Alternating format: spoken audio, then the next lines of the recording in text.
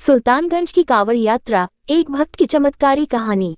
सुल्तानगंज बिहार का एक पवित्र तीर्थ स्थल, जहां गंगा नदी की उत्तरी धारा, जिसे उत्तर वाहिनी कहा जाता है, बहती है। हर साल सावन के महीने में लाखों भक्त बाबा अजगबीनाथ के दर्शन के लिए कांवड़ यात्रा पर निकलते हैं। यह 105 किलोमीटर की कठिन पैदल यात्रा सुल्तानगंज से शुरू होकर देवघर के बाबा वैद्यनाथ धाम तक जाती है। भक्त गंगा जल लेकर बोल बम और हर हर महादेव के जयकारों के साथ इस यात्रा को पूरा करते हैं। ये कहानी एक ऐसे ही भक्त अमरनाथ की है, जिसके साथ सावन 2025 में एक ऐसा चमत्कार हुआ कि सुनने वालों के रोंगटे खड़े हो जाएंगे। अमरनाथ एक साधारण भक्त। अमरनाथ उत्तर प्रदेश के जौनपुर जिले के एक छोटे से गांव का 30 वर्षीय युवक था। वह एक छोटी सी चाय की दुकान चलाता था और अपने परिवार का एकमात्र कमाने वाला था। बचपन से ही अमरनाथ भगवान शिव का परम भक्त था। उसकी दादी उसे सुल्तानगंज के अजगबीनाथ मंदिर ले जाया करती थी, जहां वह गंगा के किनारे शिवलिंग की पूजा में घंटों डूबा रहता। अमरनाथ का विश्वास था कि बाबा अजगबीनाथ उसकी हर पुकार सुनते हैं। हालांकि अमरनाथ का जीवन चुनौतियों से भरा था। 3 साल पहले उसकी दादी का निधन हो गया था और उसकी मां लंबे समय से गंभीर बीमारी से जूझ रही थी। परिवार की आर्थिक स्थिति कमजोर थी और अमरनाथ का हाल ही में तलाक हो गया था। इन सब के बावजूद उसका भगवान शिव पर विश्वास कभी नहीं डगमगाया। हर सावन वह कांवड़ यात्रा में हिस्सा लेता और गंगाजल लेकर बाबा वैद्यनाथ को अर्पित करता। इस बार सावन 2025 में उसने डाक बम बनने का संकल्प लिया, यानी 24 घंटे के भीतर 105 किलोमीटर की यात्रा पूरी करने का व्रत। यात्रा की शुरुआत अमरनाथ ने अपने गांव के शिव मंदिर में पूजा अर्चना की और अपने दोस्तों विजय और मोहन के साथ सुल्तानगंज के लिए रवाना हुआ। विजय एक हंसमुख और उत्साही व्यक्ति था, जो हमेशा अमरनाथ का हौसला बढ़ाता। वहीं मोहन गंभीर स्वभाव का था, लेकिन उसकी भक्ति अटल थी। तीनों ने मिलकर ये तय किया कि वे इस बार डाक बम बनेंगे। सुल्तानगंज पहुंचते ही भक्ति का माहौल देखकर अमरनाथ का उत्साह दोगुना हो गया। गंगा के किनारे हजारों कांवड़िए कतार में खड़े थे, अपने कांवड़ में गंगाजल भरने के लिए। अजगबीनाथ मंदिर में भक्तों की भीड़ थी और बोल बम के नारे चारों ओर गूंज रहे थे। अमरनाथ ने गंगा में स्नान किया और मंदिर में जाकर बाबा अजगबीनाथ से प्रार्थना की, ग्रेटर देन, हे महादेव, इस बार मेरी यात्रा को सफल बनाना, मेरी मां को स्वास्थ्य देना और मेरे जीवन की सभी परेशानियों को दूर करना। गंगा का जल ठंडा और पवित्र था। अमरनाथ ने अपने कांवड़ में जल भरा, उसे कंधे पर उठाया और विजय व मोहन के साथ यात्रा शुरू की। यात्रा का पहला पड़ाव शुरुआती कुछ किलोमीटर आसान थे। रास्ते में भक्तों का जोश, ढोल नगाड़ों की आवाज और भजनों का माहौल अमरनाथ को प्रेरित कर रहा था। लेकिन जैसे जैसे सूरज चढ़ता गया, गर्मी और थकान बढ़ने लगी। अमरनाथ के पैरों में दर्द होने लगा, लेकिन उसका संकल्प अडिग था। तीनों दोस्तों ने लगभग 25 किलोमीटर की यात्रा पूरी कर ली थी जब वे गंगा के किनारे एक बार फिर रुके। अमरनाथ ने सोचा कि वह अपने पैरों को थोड़ा आराम दे और गंगा में स्नान कर ले। उस दिन गंगा का प्रवाह असामान्य रूप से तेज था, क्योंकि सावन की बारिश ने नदी को उफान पर ला दिया था। अमरनाथ ने अपने कांवड़ को किनारे रखा और गंगा में उतर गया। विजय और मोहन पास ही बैठकर आपस में बातें कर रहे थे। अमरनाथ गंगा में थोड़ा आगे बढ़ा ताकि वह गहरे पानी में स्नान कर सके। तभी अचानक उसका पैर एक चट्टान पर फिसला और वह तेज धारा में बहने लगा।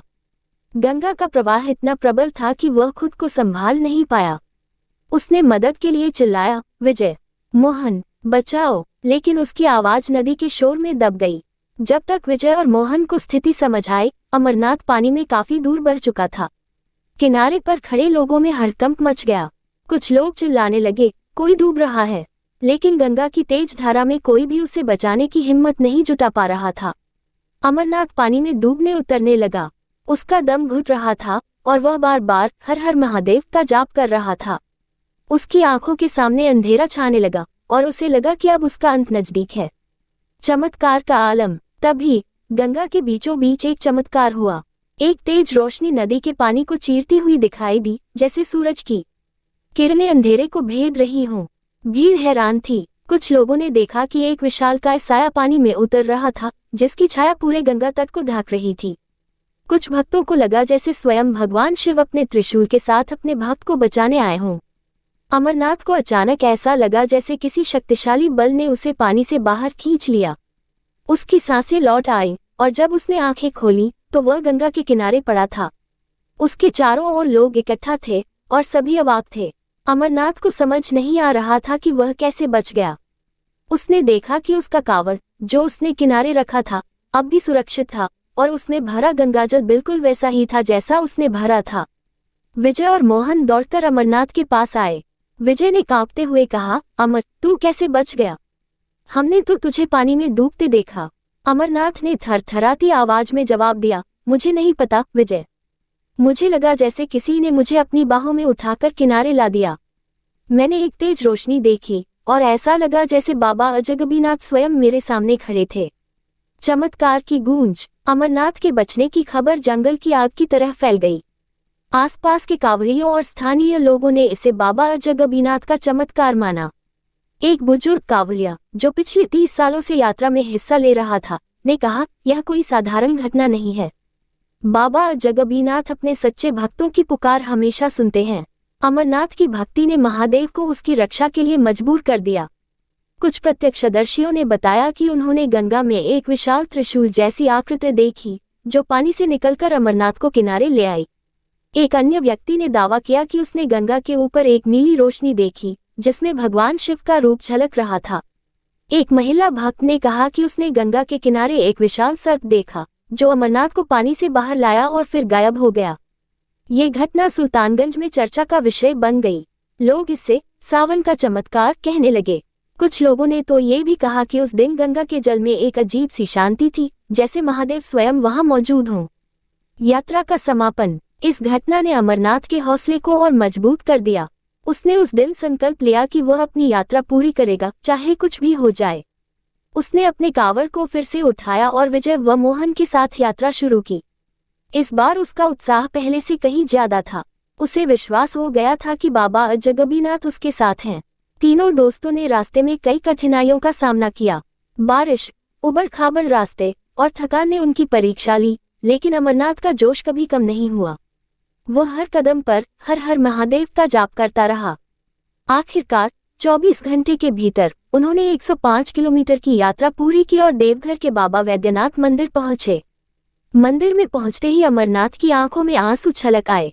उसने गंगाजल बाबा वैद्यनाथ को अर्पित किया और मंदिर के सामने घंटों ध्यान में बैठा रहा। उसे ऐसा लग रहा था जैसे बाबा वैद्यनाथ उससे कह रहे हों, मैंने तुझे बचाया अमर, अब अपने जीवन को नई दिशा दे। जीवन में बदलाव। यात्रा के बाद अमरनाथ के जीवन में कई सकारात्मक बदलाव आए। उसकी मां की तबीयत में धीरे धीरे सुधार होने लगा।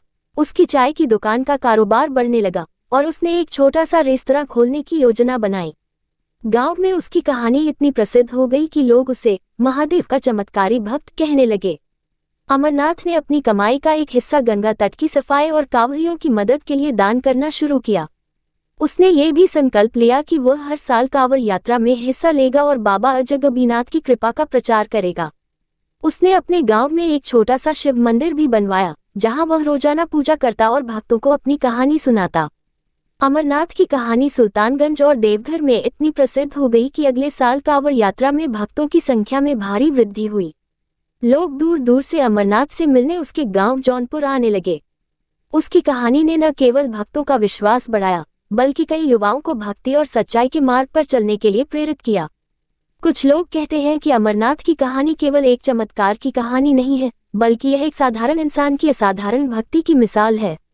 ये दर्शाती है कि सच्चे मन से की गई प्रार्थना कभी व्यर्थ नहीं जाती। सुल्तानगंज की कांवड़ यात्रा केवल एक धार्मिक यात्रा नहीं है, बल्कि यह एक ऐसा अवसर है जहां भक्त अपने विश्वास और भक्ति की परीक्षा देते हैं। अमरनाथ की कहानी हमें सिखाती है कि जब भक्त संकट में होता है, तो महादेव स्वयं उसकी रक्षा के लिए दौड़े चले आते हैं। ये कहानी हर उस व्यक्ति के लिए एक प्रेरणा है जो जीवन में कठिनाइयों का सामना कर रहा है, लेकिन फिर भी अपने विश्वास को बनाए रखता है।